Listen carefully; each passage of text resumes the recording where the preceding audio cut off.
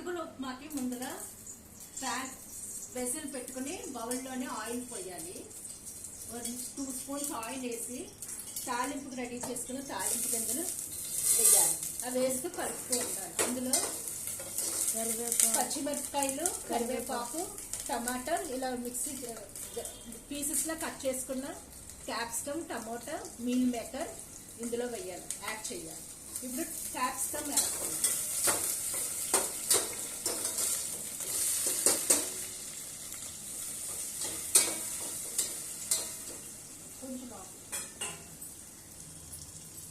ఇందులో meal maker add చేస్తున్నాం.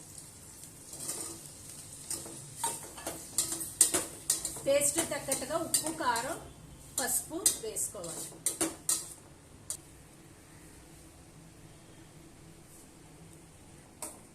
అటుకులు 1 కప్ పోహా తీసుకుంటాం. 1 కప్ పోహా తీసుకుని ఈ మిక్సీ వెజిటేబుల్స్ వేసుకున్న దాంట్లో ఇవి బాయిల్ అయ్యాక నానబెట్టుకుని ఉంచుకున్న అటుకుల్ని ఇందులో యాడ్ చేసి ఉప్పు, కారం తగినంత ఉప్పు, కారం, పసుపు వేసి కలుపుకొని అది ఫ్రై అయ్యాక స్టవ్ ఆఫ్ చేసి సర్వ్ చేసుకుంటే టేస్టీ అటుకుల ఉప్మా రెడీ అవుతుంది.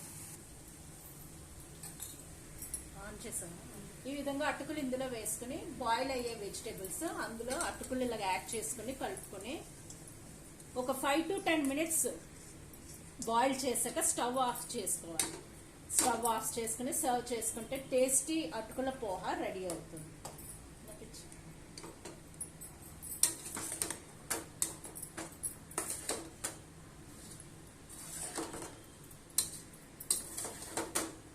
వీడియోలో చూస్తున్నారు పోహా మీల్ మేకర్ వేసి యాడ్ చేసాం. మీల్ మేకర్, క్యాప్సికమ్, టమాటాతో అటుకుల పోహా రెడీ అయ్యింది.